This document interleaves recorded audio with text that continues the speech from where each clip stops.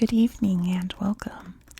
Tonight we will be going over the history and geography of Ahuachapán in El Salvador. You can see I tried to highlight the area a little bit there because it's very hard to see with all the busy cities and things in El Salvador. Ahuachapán, you can see, is along the border here with Guatemala. It also has a Pacific Ocean shoreline right there.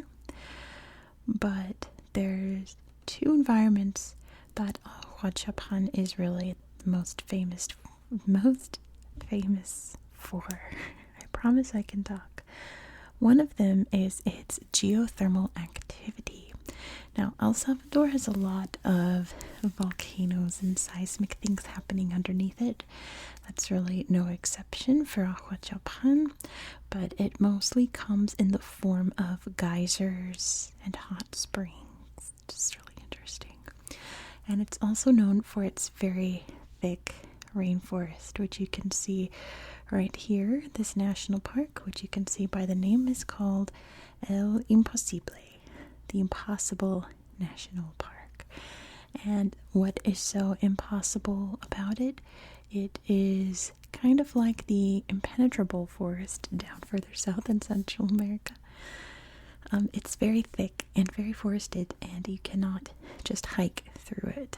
There is no way.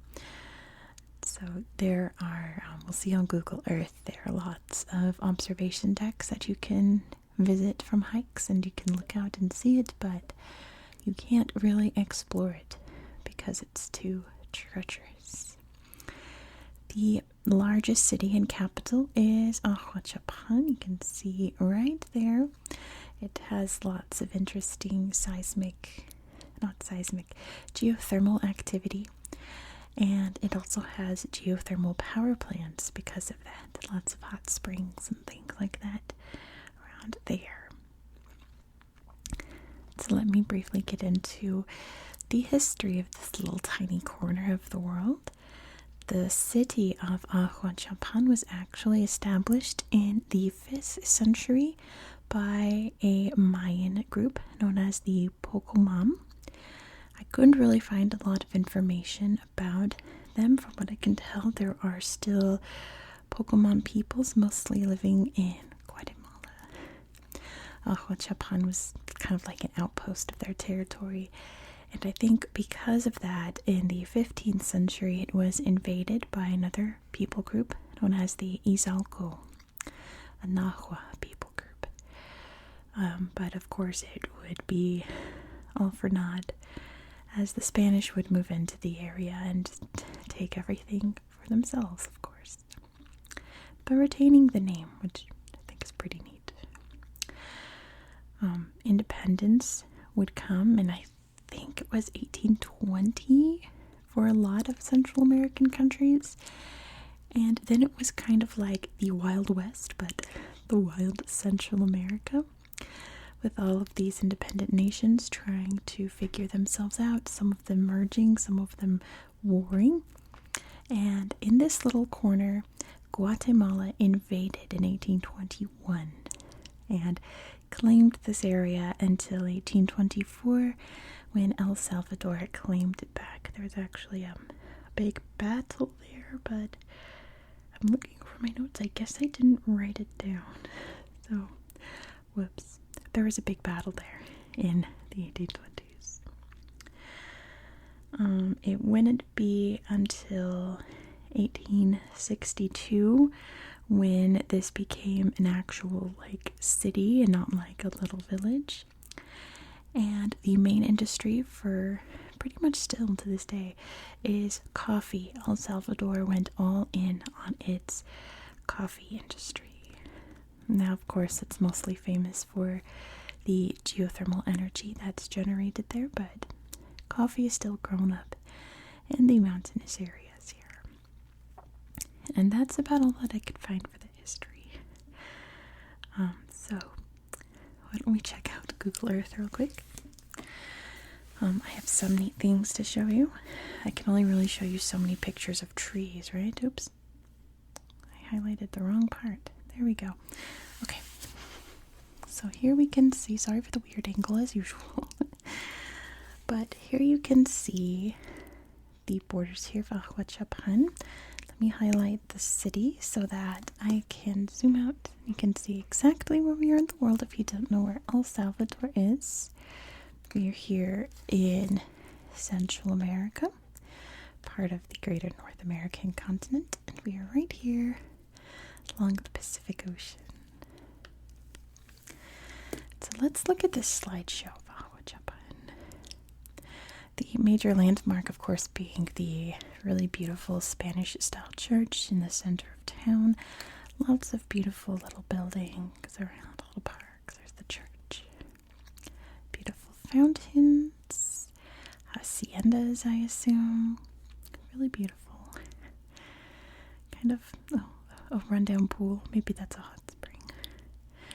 Beautiful statues and things. Beautiful churches. Beautiful old Spanish-style architecture. They're very modern. You know, it's not the classical. This is the classical Spanish. Much more modern, right? The beautiful landscape outside the city. Big lake here. And lots of trees. So that's a beautiful tree. Beautiful waterfalls all around because it's very mountainous. A hedge maze. That's so cool. Looks like maybe this is in a winery, I want to say. Looks really cool. And one last picture of the beautiful church there. Let's check out. Let's see. I want to show you kind of some of the geothermal places here. Hot spring waterfall. That's what I'm talking about. Look how serene that is. I hope you guys can see okay. Hot spring waterfall. Can you imagine? I would just be in that all day. You wouldn't get me out. It looks so relaxing. And I bet the noise of the water is amazing, and the jungle sounds all around you, and big old trees there. Some little kids. Look at this beautiful bridge here. Look at that. That is remarkable. And yeah, having fun splashing around. Let's see if there's anything else here that's really cool. Oh, he's jumping. I wouldn't be doing that. I'm not a jumpy person. I do not enjoy jumping. Beautiful grassland here. You can see the mountains in the background. Yeah, lots and lots of places like this in Ahuachapán.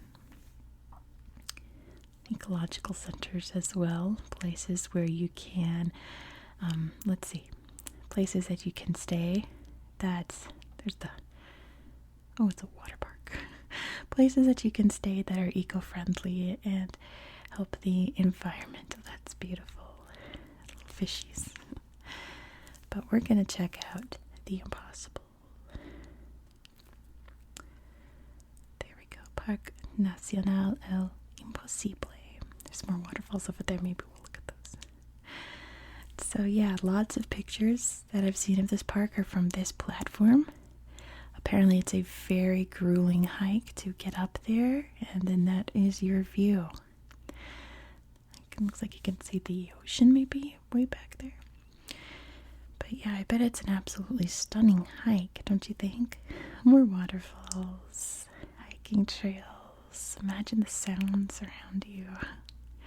More platforms. It must be, looks like they got drone footage of the platform you hike too. Maybe a little eco lodge right there. Maybe that's what that is. You can safely camp there. Beautiful rivers. Lots of sites that you can go and see. Beautiful trees. And pictures that won't load. Look at the steps there. That's so cool. Nacional El Imposible. Whoa.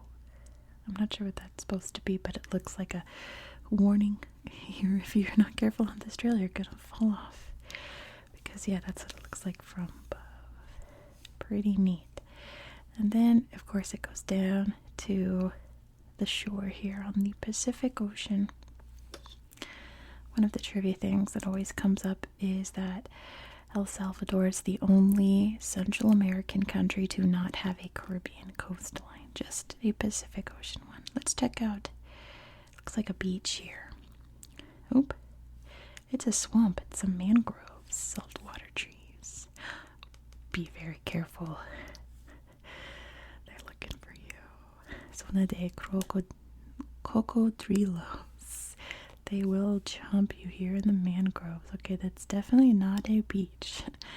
This is not a place to go swimming, but this is chill out at the ocean beach here. Oh, I see him. Very, very dangerous. Oh, isn't that beautiful? What a lovely little photo spot. Oh, there's a jumper. Ooh, camping at night in this place, lighting a fire, watching the sunset over the ocean. Oh, there we go. Been enjoying the beautiful beach, yeah.